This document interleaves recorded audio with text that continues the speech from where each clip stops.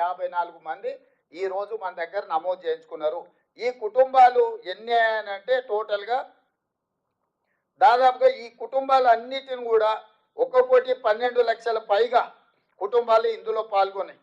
ఈ మిగతా వాళ్ళు ఏదైతే 3 లక్షల పైచిలకు కుటుంబాలు పాల్గొనలేదో ఒక అంచనా 16 లక్షల పైగా జనాభా 3,56,000 కుటుంబాలు మనకి ఇందులో మన ఇండ్లు గుర్తించిన వాళ్ళు, మన ఇంటికి స్టిక్కర్ అంటించిన వాళ్ళు నమోదు చేయించుకోలేదని ఒక అంచనాకు వచ్చినాము.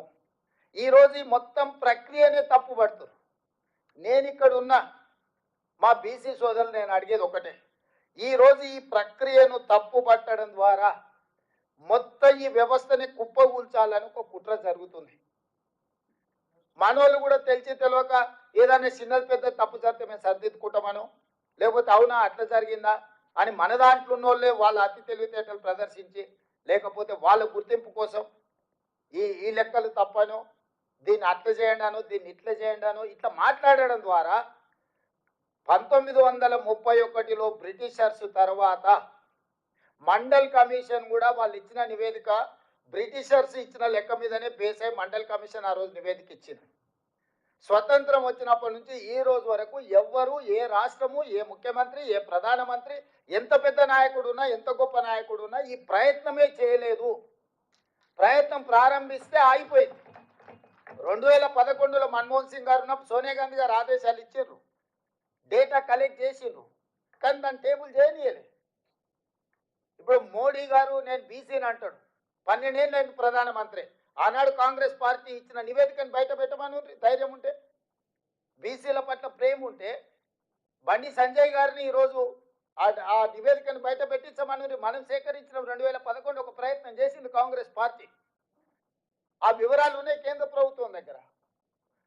Ask them to table that details చెయ్యరు. ఎందుకు అని అంటే ఒక్కసారి లెక్క తెలిస్తే లెక్క ప్రకారం వాటా అడుగుతారు, కోటా అడుగుతారు. ఒకసారి అడగడం మొదలు పెడితే ఇయ్యాలి కాకపోతే రేపైనా అది అమలు జరుగుతుంది. ఓవర్ నైట్ ఒకటే రోజు జరగకపోవచ్చు. స్వతంత్రం అడగంగానే వచ్చిందా? కొట్లాడంగా వచ్చింది. తెలంగాణ రాష్ట్రం ఒకటేసారి వచ్చిందా? ఎన్నో సంవత్సరాలు కొట్లాడితే తెలంగాణ రాష్ట్రం వచ్చింది.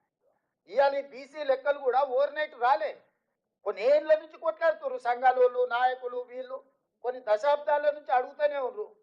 యూనివర్సిటీలలో బీసీ రిజర్వేషన్లు లేకపోతే ఆనాడు తీసేస్తే హనుమంతరావు గారు పోయి సోనియా గాంధీ గారిని మాట్లాడి అమెండ్మెంట్ తీసుకొచ్చి యూనివర్సిటీల రిజర్వేషన్లు ఇచ్చారు. శివశంకర్ గారు ఉన్నప్పుడు ఈ యొక్క జాతుల కోసం ఇందిరాగాంధీ గారి కాడి నుంచి కేంద్ర ప్రభుత్వం మీద ఒత్తిడి తీసుకొచ్చి ఎన్నో ప్రయోజనకరమైన అంశాలను పొందుపరిచారు. ఏది కూడా ఒక్కరోజు రాత్రి ఊరికే రాదు. కొట్లాడి సాధించుకునేవి మిగిలినాయి. ఇవాళ ఎన్నో ఏళ్ళ నుంచి కొట్లాడుతున్నది, ఎంతో దీర్ఘకాలికంగా వాయిదా పడుతున్న ఒక డిమాండ్ను ఈరోజు మనం సక్సెస్ఫుల్గా దీన్ని ముందుకు తీసుకెళ్తున్నాము. దాంతో ఇందులో పాల్గొనని వాళ్ళు, ఇదంటే ఇష్టం లేని వాళ్ళు, ప్రధానంగా రాజకీయాలలో బీఆర్ఎస్, బీజేపీ. ఈరోజు కాంగ్రెస్ పార్టీ ఒక రాష్ట్రంలో చేపట్టిన ఈ ప్రక్రియ 100% న్యాయపరంగా, చట్టపరంగా, అధికారికంగా ఈ నివేదికని ఈరోజు మనం తయారు చేసినాము. ఒక్కసారి అఫీషియల్గా ఈ రాష్ట్ర ప్రభుత్వం చేసిన నివేదిక కోర్టు ముందల నిలబడ్డది అని అంటే ప్రతి రాష్ట్రంలో ఈ డిమాండ్ వస్తుంది, ప్రతి రాష్ట్రంలో చేయాల్సిన పరిస్థితి వస్తుంది. అన్ని రాష్ట్రాలలో ఈ డిమాండ్ చేస్తే దేశం మొత్తంలో అమలు చేయాల్సి వస్తుంది.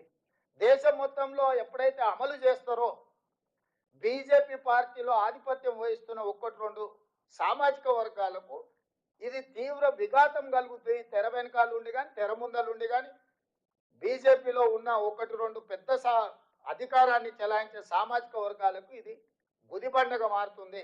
అందుకే బీజేపీ కాంగ్రెస్ చేసిన ప్రక్రియను తప్పుపట్టి ఏ లెక్క లేకుండా చేయాలని చూస్తున్నారు.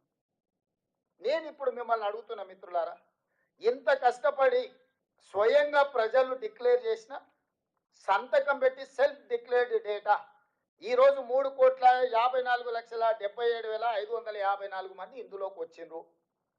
దీని ప్రకారం 96.9% సర్వే జరిగింది.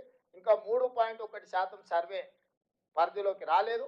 వాళ్ళందరినీ కూడా సర్వే చేస్తామని రెండో విడత కూడా మనం అవకాశం ఇచ్చిన 16 నుంచి 28 తారీఖు వరకు. గతంలో మనం ఇల్లు తిరిగినాం. ఇవాళ అపార్ట్మెంట్స్ ఉంటాయి సిటీలో, కొన్ని ప్రాంతాలలో మనకు అర్థం కూడా కాదు.